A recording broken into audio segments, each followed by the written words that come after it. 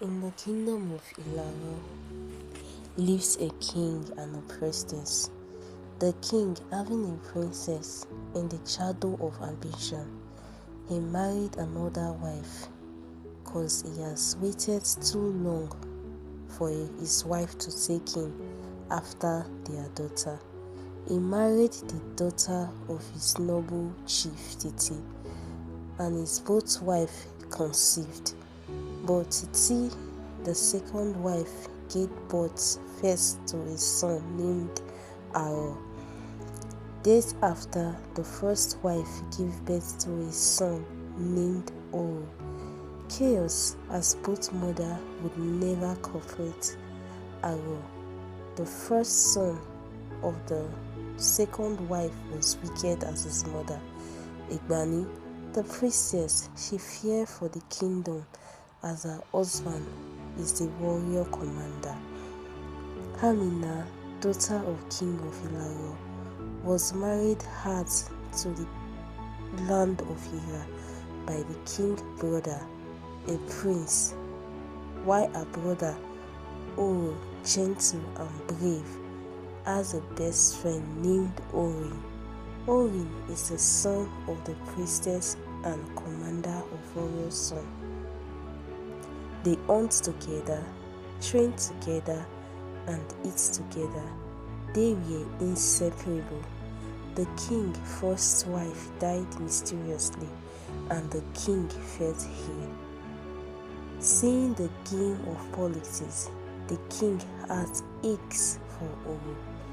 Caught in a web spun by envy and deceit of the second wife's influence and power, the king called the priestess to perform ritual between him and the second son, cause death stare in his face, so Oro can be crowned the king. While they performed the ritual that night, the second wife was carrying out her evil. The goddess' husband fell for treachery. As a wound was dug from him, yet they stabbed him to death. He called out his wife's name, but she was in a realm of the spirit, performing ritual. The king gave the staff of honor and the sword all king possessed to Oro, and he died. Oro, for fear, ran to the priestess' house immediately and grieved on his friend's shoulder. While the priestess was still performing ritual, he gave the sword to the priestess' son, ORIN. He asked ORIN to hide it and come to the palace. ORIN said no, they should go together, but Oro insisted. ORIN left to hide it, while Oro journeyed back to the palace. On his way, he saw guards coming closely at him, looking at him fiercely. He turned his horse and tried to run back to his friend, but before he could, they stabbed him. Oro fell from his horse. ORIN came in that scene. Seeing his beloved friend lying lifeless on the ground, he drew out his sword and killed all 10 warriors single-handedly, and shouted in pain his mother's name, Igbani. Igbani appeared before ORIN.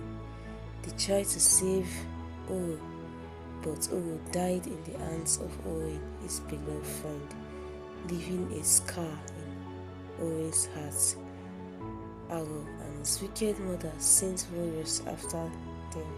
ORIN went back to the place he kept the sword, took the sword, and together they fled.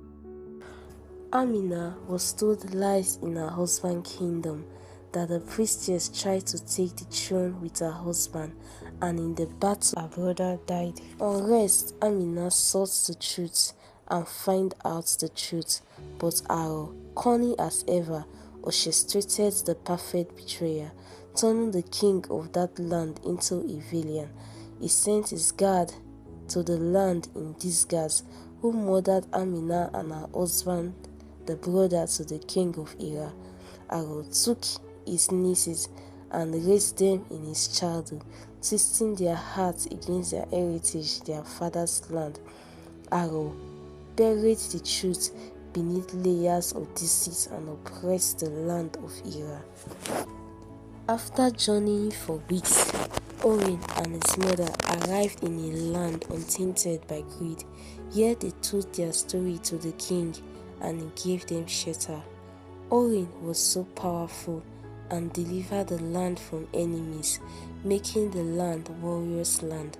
The king gave his daughter to Orin and crowned Orin. Orin grew the land with love and valor alongside his mother, warriors' land, a sanctuary where Orin reigned, a testament to resilience against the tide of malevolence. As he grew his warriors, they fear no battle. Orin took in 3 more wives. In every heartbeat, Igbani feel the echoes of their past, a reminder, even in darkness. Orin, despite his wives, still lack happiness. As the past haunts his sleep deeply, the cry of Oru and his father, revenge was all they seek. Thanks for watching. Comment, subscribe, like.